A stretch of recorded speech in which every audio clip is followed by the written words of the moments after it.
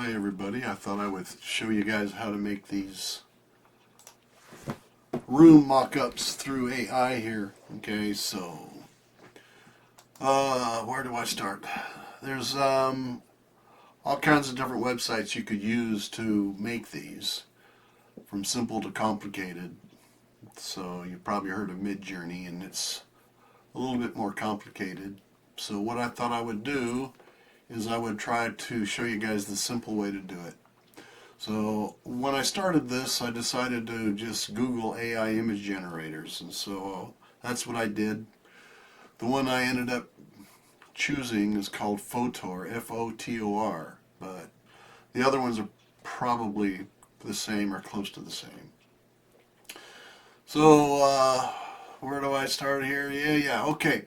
So every time you generate a AI image, there's typically a text box. So if you look up in the upper left-hand corner, it says from text. So that's what we're going to do. We're going to create an image from text. So, whoops. Get this back up here again. And so I am going to put in a description that I had just used here not too long ago. And the description is: a rustic, beautiful southern Louisiana swamp bayou themed living room with a large rectangular painting over a stone fireplace, multi-pane windows, and wood paneled walls.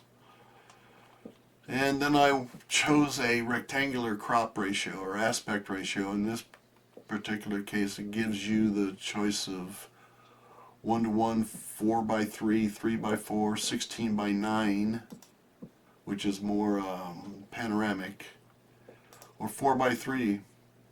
So what I'm going to do is just click 4:3, and then what I'm going to do here is choose the one that allows me to have higher quality images, and I'm going to choose photography 3. I'm going to just do one image at a time here. So anyway, pretty simple. And the most important part is just finding the text box to put your text into. And then hit generate and let's see what happens, okay? I just want to bring one up here that we can work with in Photoshop. I don't want to make this real long. I just want to show you how simple it is. So there we go. We've got a painting up here now that's a square one. It didn't do rectangular like I'd asked it, but let's take this one. Download it.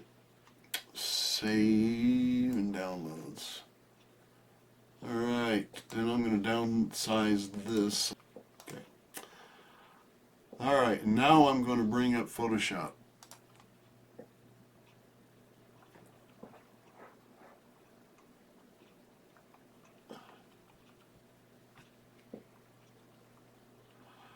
And I'm going to find the download folder. I'm going to bring this in. I'm going to open it up. And there it is. So the next thing I'm going to do is try to find a suitable photo for that. Hello, Hazel. Give me a few minutes here, little dog. I'll be right with you. So let me cruise through some of my Caddo Lake photos and see what comes up. Let me get something that's kind of earthy and something that might look good, cropped square. And it doesn't really matter. It's not going to matter for me a whole lot. Let me see this one here. Maybe. Maybe. Here, let me go back here and look in here and see what I can find. Oh, let's put this in here. Let's drag this in here and drop it in. Then I'm going to take it in. I'm going to lay it over the top of this photo here. I'm going to hit Control T or Command T if you're on a Mac. This will allow me to transform it. Okay. Alright. Okay, now let's see here. Let's put that right in here.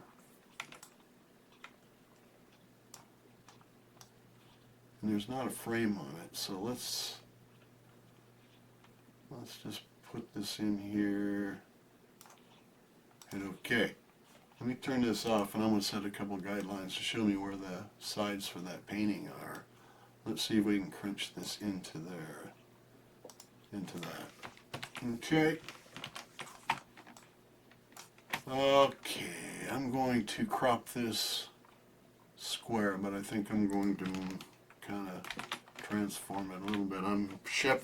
I'm hitting the Shift key to be able to move each one of these sides independently. So let's move that in.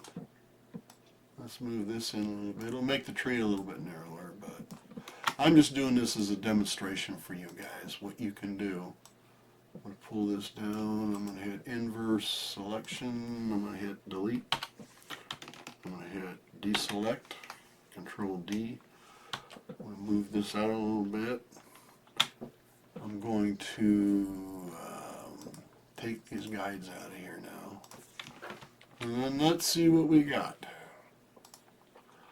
What I'm going to do now is I'm going to hit Edit, Transform, Distort. And what this will allow me to do, it'll allow me to grab these corners and move them around, pardon me, move them around to where the corners of the frame are on this thing. Move this one over here like this. Okay, so now because this one doesn't have a whole lot of framing around it, let's put a little bit of a simple frame. I'm going to hit Stroke. I'm going to choose maybe a black border. Or dark brown or something. I'm going to put it on the inside. I'm going to pull it down a little bit here. Hit OK, and then I'm going to take this, and I'm going to maybe put a drop shadow on it, make it look like it's standing out a little bit. Something like this. Spread.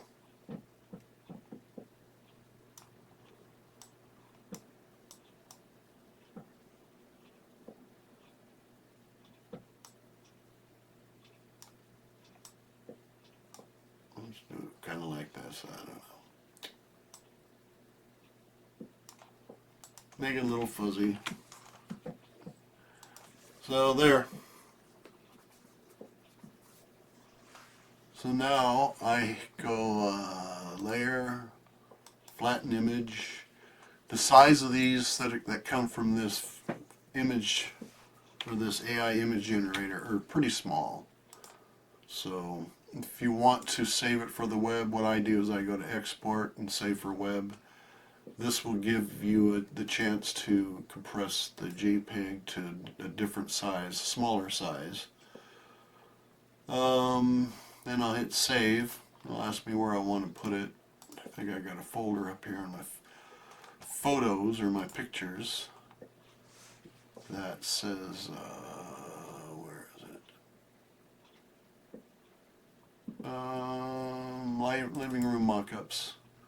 So then I'll put on here swamp living room with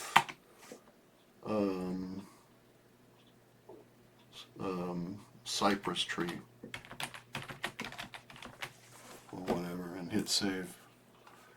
And there you go. That's all there is to it. So let me know if you guys have any questions. It's pretty easy. But yeah, give it some practice. Give it a try. You know, if you guys already know how to use Midjourney, Midjourney's a little more capable probably. This one here is super simple though, and I think it'll allow you to do some free ones before it starts charging you. So and it's not all that expensive really. So anyway, hope you enjoyed this. I'm glad to help. Hope it helps, and I'm glad to help you guys. So let me know if you have any questions. And thanks for everything you guys do for me. I'll talk to you later.